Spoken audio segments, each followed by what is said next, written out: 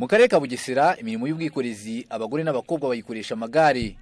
Muri aka karere gutwara igare ku mukobwa n'umugore biramenyerewe ndetse ngo batangira kubitozwa bakiri bato.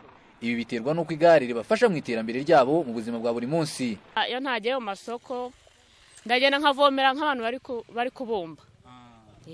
Nabyo urabikora ukavomera abantu bari mu kubumba? Ndabikora cyane rwose. Ndanyonga nkajyana amapara 5 cyangwa 6 nkabenura nyine.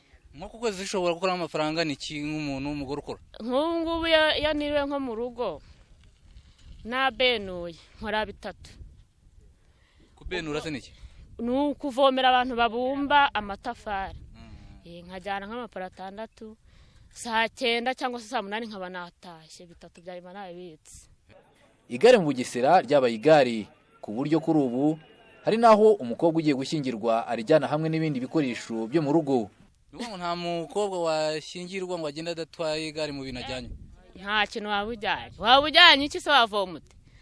Ikintu cyose ni igare. Kuvoma nk'ubu umuntu abajya mu masoko kubita hirya no hino ku igare. Iyo wiriwe mu rugo uvoma amazi ushaka n'ibindi nk'ibyo byose. Umukobwa ngo atazanye igare wamushatse ntago mwakumvikana? Yatasubirayo kuko buse yajazanye icyo atazanye igare aryo ryamutunga. Bimutunga gute? Kuko mwubashobora kurifata nkaho ubwe akajya nko ku isoko ryarimo akarangura ibintu akabiheka akaza akabijyana mu gasantere runaka ubundi akabicuruza gutya akabona amafaranga y'itsinda. Aba bagore bo mu Bugesera bemeza ko nta kibazo baterwa no gutwara igare, dore ko hari abatinya ko yakwangiza bimwe mu bice by'umubiri wabo. Ngewe nyine ukuntu mbyumva impamvu igare nta kibazo kuko tushingiye kuri ibyo urumva nta mukobwa wa Bugesera wakubaka. Ariko hari n'abatubaka kandi n'iryo gare ntaryo bazi. Niyo mpamvu mba mbona nta kibazo yaba mu mibyarire nta kibazo igare ritera ku buryo ajya kwa muganga akavuga ngo ryatewe n'igare. Ngo ngo igare nta kibazo ntawe ryakwangiza? Ntawe keretse uwiyangije. Niyo mpamvu iyo urifite uba ufite byose igare.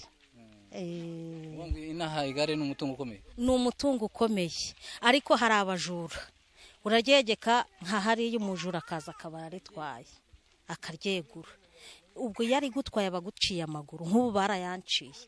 Ruzindaza Eric umuyobozi wungirije w'akarere ka Bugesera ushinzwe ubukungu asaba abaturage ubufatanye mu kwicungira umutekano w'amagare yabo. Ariko cyo twabasaba nyine no gushyiraho uburinzi bwabo kuko nanone ntiwafatira iryo gare ngo ugende urirambike ku giti nta ngufuri iriho nta kiuterera aho ngaho ugende.